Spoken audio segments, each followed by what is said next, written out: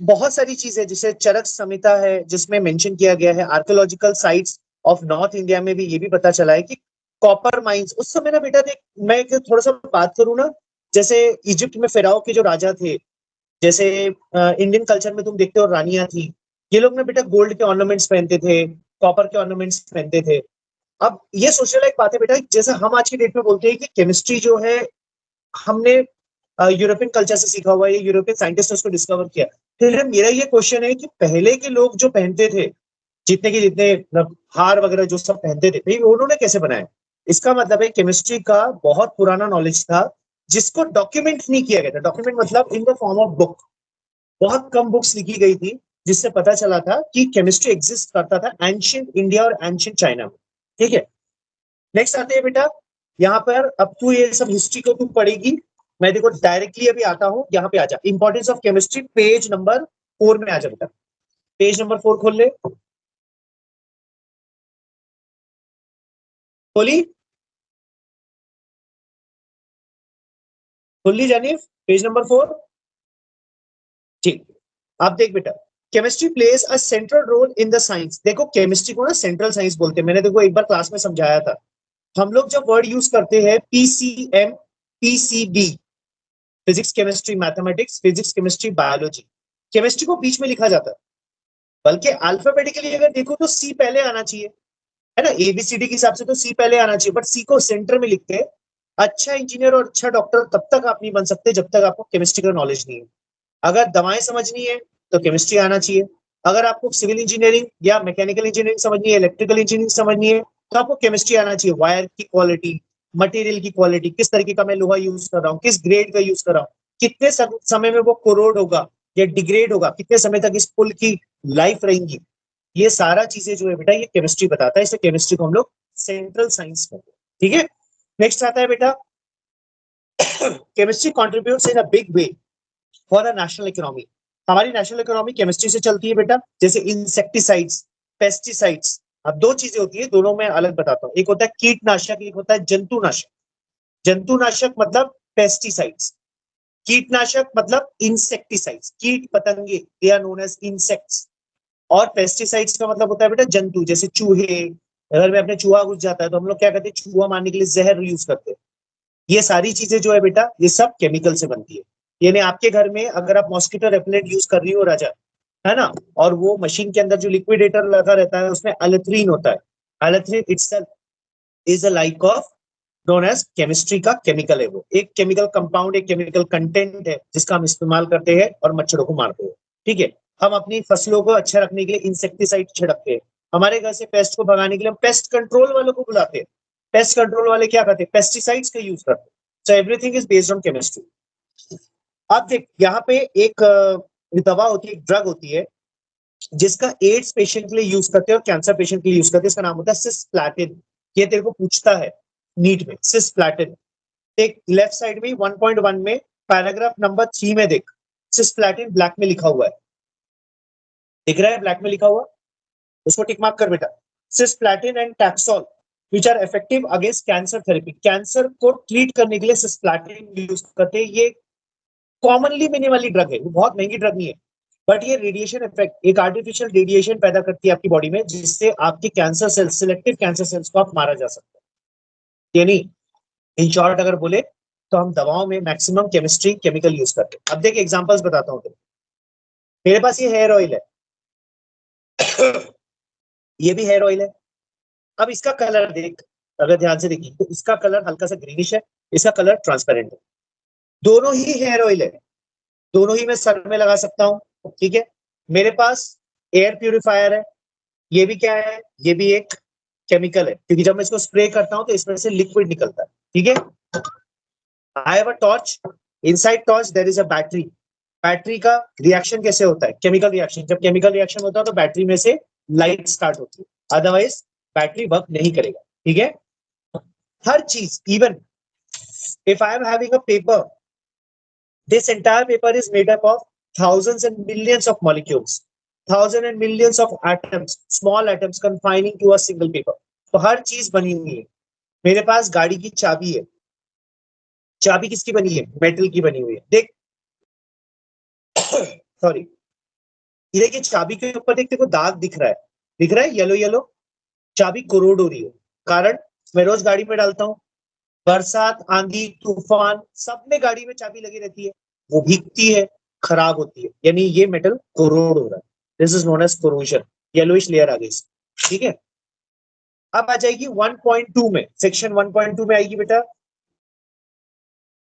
अच्छा उसके पहले एक चीज बताता हूँ, तूने जो कपड़ा पहनी है कौन से क्या है, कॉटन है, मिक्स कॉटन है, सिंथेटिक है, क्या पहनी है, किस मटेरियल का है कपड़ा?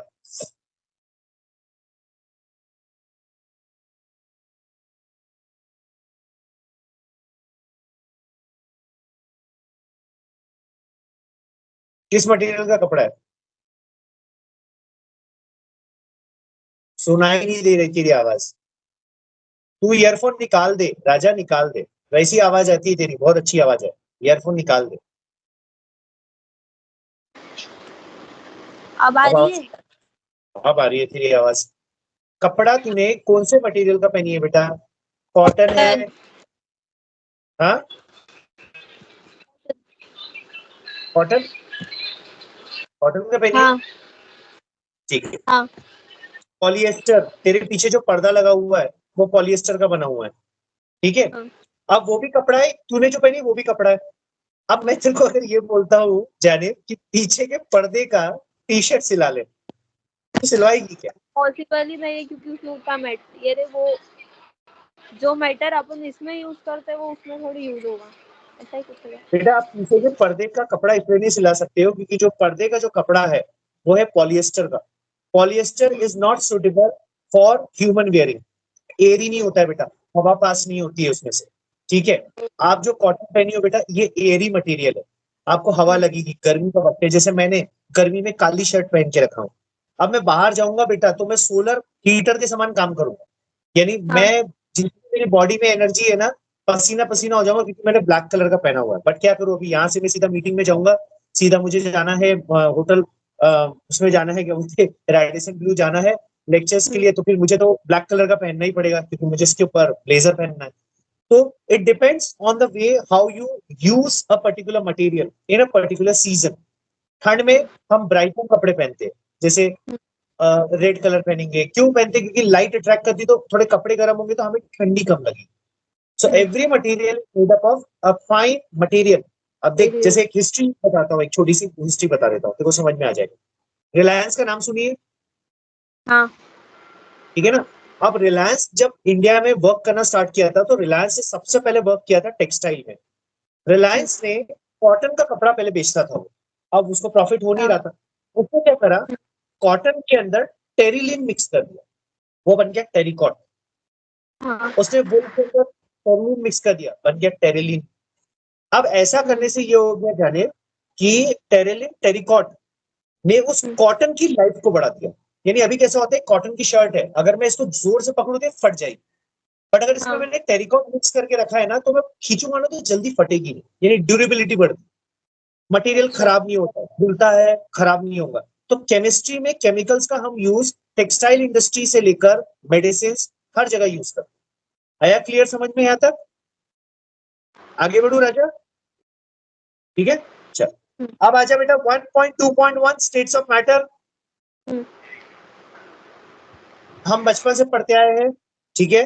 States solid of matter gas. तीन टाइप के होते हैं, सॉलिड लिक्विड गैस, ठीक है। तू बैठी हुई है बेटा, आजू बाजू के बहुत सारे सामान सॉलिड है तेरे, कुछ सामान हाँ ऐसे जैसे तू परफ्यूम यूज करती है, कुछ यूज करती है, मैंने ऑयल बताया देखो, दीज आर लिक्विड। गैस मतलब liquid. I can use like deodorants and anything, these are known as gas. तीन टाइप के मटेरियल होते हैं। अब मैं तेरे से एक नीड बेस्ड क्वेश्चन पूछता हूँ, मुझे एक ऐसा कंपाउंड बता जो सॉलिड लिक्विड गैस तीनों में चेंज भी किया जा सकता है और तीनों में मिलता भी है।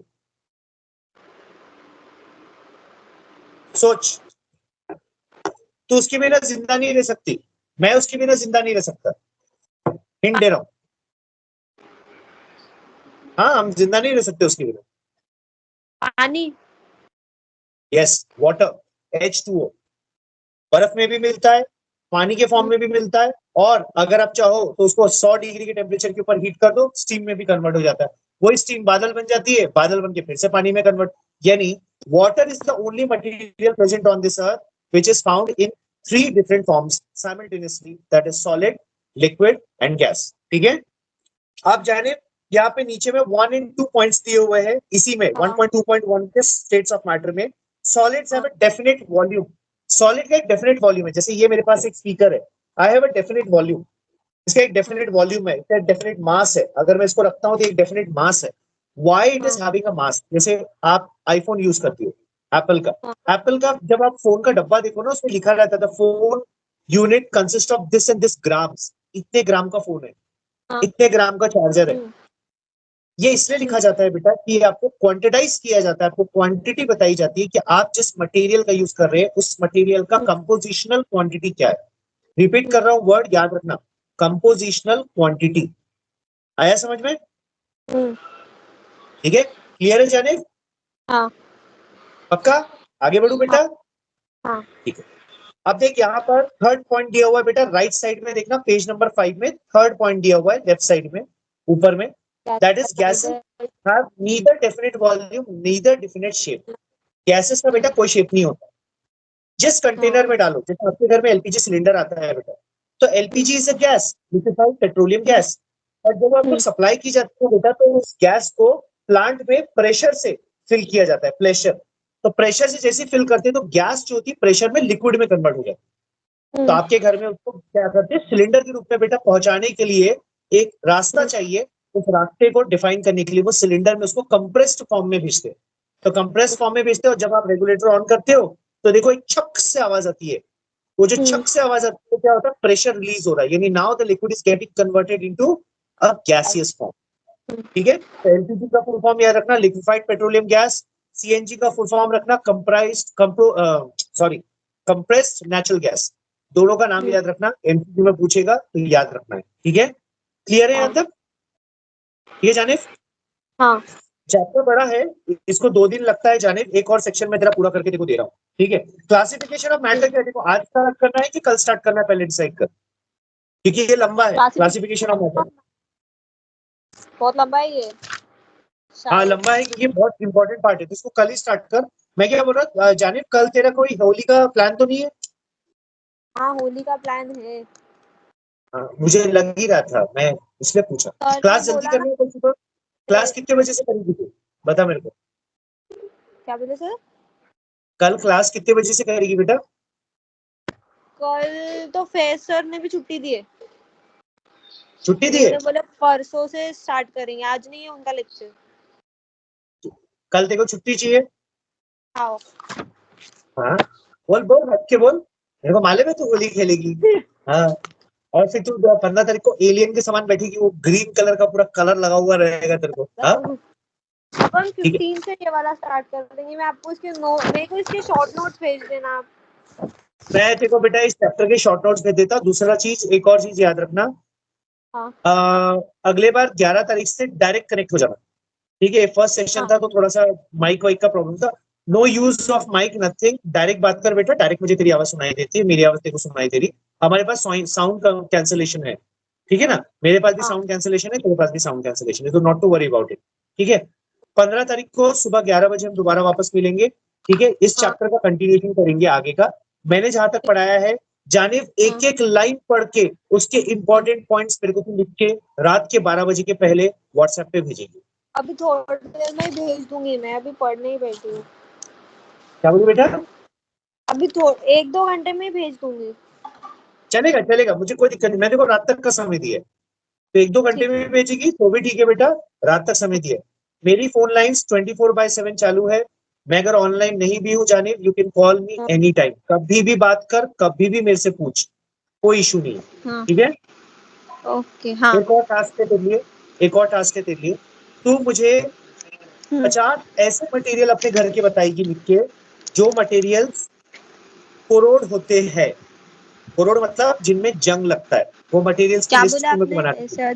4 लिस्ट ऑफ 50, करोजन. हाँ 50 कोरोड होते तेरे घर में पाए जाते हैं ना नॉर्मल मटेरियल, उसमें से ऐसे कौन से 50 मटेरियल है जो इजीली 50? कोरोड होते हैं. हाँ 50 नहीं तो चल, 50 नहीं 10 बोलता हूँ, 10 करके बेहतर. ठीक है, आप मुझे ये क्वेश्चन एक बार व्हाट्सएप पे टेक्स्ट कर दो. कर देता कि बेटा, कर देता। क्या क्या ये करना है, फिर मैं उस हिसाब से ये कर लेती हूँ। ठीक है ना बेटा, कोई दिक्कत नहीं है। और मैं देखो व्हाट्सएप के ग्रुप में ज्वाइन कर देता हूँ, मेरे वाले ग्रुप में जो होम ट्यूशंस के ऑनलाइन वाले स्टूडेंट्स का ग्रुप है, उसमें ज्वाइन कर देता हूँ, ठीक तो है, उसमें ही तुम मेरे को मटेरियल दे दो।